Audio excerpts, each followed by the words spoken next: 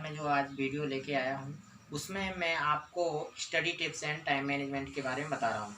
क्योंकि अधिकतर बच्चे पढ़ते तो हैं लेकिन उनके लिए समय पता नहीं रहता है कि कौन से समय में कौन सा सब्जेक्ट पढ़ना है, और पढ़ने बैठते हैं तो उनके लिए आलसी बनाने लगता है, या तो पढ़ते पढ़ते उनका मन इधर उधर भटकने लगता है। तो उसके लिए सबसे पहले मैं 3 चीज़ों के बारे में बताता हूँ कि हमारे 3 चीज़ें पहले डिसाइड करना है। सबसे पहले होता है टाइम मैनेजमेंट। सबसे पहले क्या होता है? टाइम मैनेजमेंट, है ना, फर्स्ट। सेकंड होता है सब्जेक्ट, और थर्ड होता है इन्वायरमेंट। मतलब 3 चीज़ें डिपेंड करती हैं हमारी स्टडी।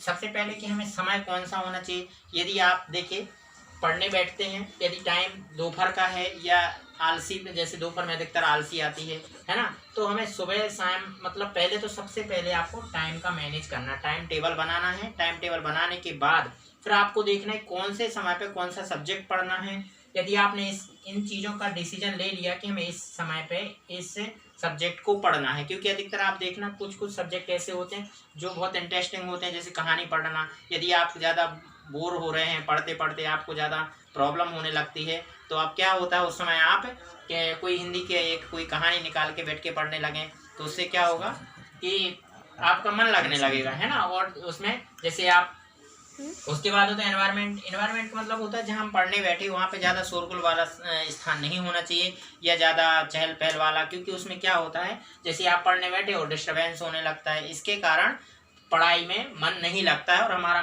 पढ़ाई से मन हट जाता है। तो कहने का मतलब मेरा ये है कि सबसे पहले तो आप देखिए टाइम मैनेजमेंट में आपको पूरे दिन का 12 आवर का आपको टाइम टेबल डिसाइड करना है कि हमें सुबह कितने बजे उठना है। उठने के बाद हमें फिर अपने डेली कहना चाहिए, उसके लिए डेली रूटीन होता है जिसमें आपका नहाना या पूजा पाठ करना जो भी रहता है, उसमें आपको शुरू में सबसे शुरुआत उसी में होना चाहिए, है ना। उसके बाद आप सबसे पहले जो सब्जेक्ट होता है, सबसे पहले आप देखिए जैसे 6 o'clock पे आप सुबह, अभी ये देखिए वैसे तो उठना चाहिए ब्रह्म मुहूर्त में 4 o'clock से लेके 5 मतलब 6 o'clock के बीच में आपको उठ जाना है, ठीक है। 4 से लेके 6 के बीच में आपको उठ जाना है। उठने के बाद आप यहाँ पे 1 घंटे तो अपने लिए निकालिए, 1 आवर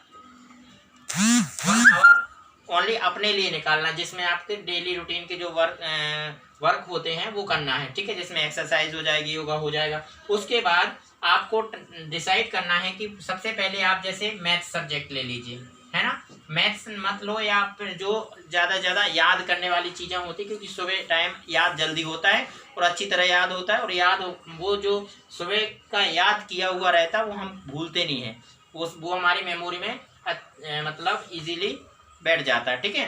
तो कहने का मतलब मेरा ये है। उसके बाद जैसे आप यहाँ पे देखो साइंस ले लो, साइंस सब्जेक्ट सबसे पहले 1 आवर इसके लिए निकाल दो, और 1 आवर निकाल दो यहाँ पे सोशल साइंस के लिए, ठीक है।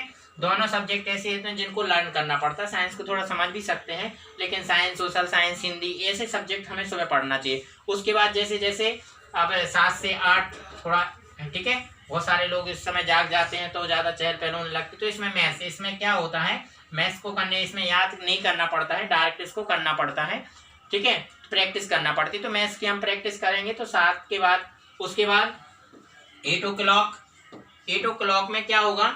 अब देखिए यहाँ पे आपने साइंस पढ़ ली, सोशल साइंस पढ़ ली, मैथ्स पढ़ ली, 3 सब्जेक्ट आपने 8 से 9 o'clock तक आप यहाँ पे इंग्लिश पढ़ लीजिए, ठीक है।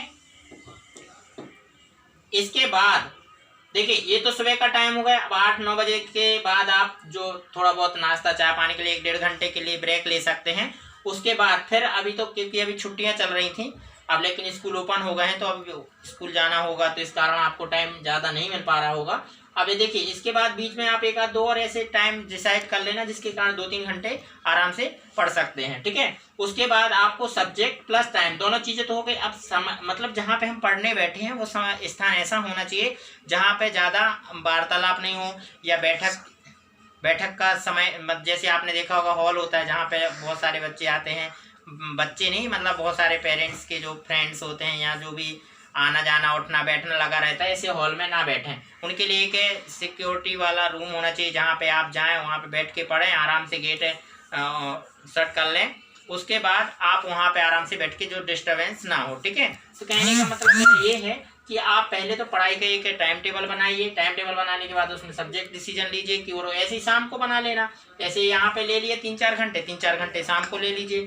तो इससे क्या होगा, आपकी पढ़ाई करने में अच्छा मन लगेगा। और क्या होता है, अधिक से अधिक बच्चे देखो पढ़ाई करते करते बोर होने लगते हैं और पढ़ाई करने में बहुत जी कतराता है। तो सबसे पहले इंटरेस्टिंग सब्जेक्ट पढ़ें, जो उनको अच्छा लगे, जो पढ़ने में उनको मतलब जिसमें पढ़ने में उनको मज़ा आए। मज़े का मतलब होता है जैसे कहानियाँ हैं, बहुत सारी कविताएं हैं, या मैथ्स ट्रिक्स होती है जिसका मैथ्स में मन लगता है। तो इस प्रकार के सब्जेक्ट चूज कर लें और पढ़ाई करने धीरे धीरे टाइम बढ़ता जाएगा और फिर उनका मन लगने लगेगा। तो मेरा कहने का मतलब ये है, आप पढ़ाई करना शुरू कर दीजिए।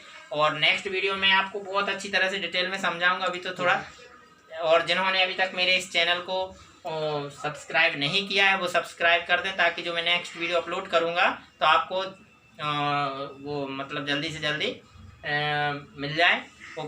तो देखिए, इसमें मैंने जो आपको बताया है, पहले तो आपको देखो याद करने की जो प्रवृत्ति होती है वो अधिकतर बच्चे याद करने से कतराते हैं। तो सबसे पहले मन कतराता है, इससे के लिए आप एक काम करिए, पहले 2-2, 3-3 क्वेश्चन आप लर्न करिए। जैसे साइंस के 2 क्वेश्चन कर लो, फिर उसके बाद सोशल साइंस के 2 क्वेश्चन कर लो, 2 क्वेश्चन आंसर्स कर लो। इस प्रकार से आप इसमें अपना मतलब पढ़ने के लिए थोड़ा डेली कंटिन्यूटी में रखेंगे तो धीरे धीरे आपका टाइम बढ़ता जाएगा और आपको जो प्रॉब्लम कठिनाइयाँ आ रही हैं वो इजीली सॉल्व हो जाएंगी। तो देखिए, अब मैं कल 9 बजे से लेके 10 बजे के बीच में लाइव आऊँगा। और जिन्होंने अभी तक मेरा जो ये चैनल सब्सक्राइब नहीं किया है वो सब्सक्राइब, ताकि उनके लिए डिस्क्रिप्शन में जो भी रहेगा या जो नोटिफिकेशन मिल जाएगा। और जिन्होंने बेल आइकन को नहीं दबाया हो वो बेल आइकन को दबा लें, ताकि आपको नोटिफिकेशन के रूप में प्राप्त हो जाए। Okay, thanks.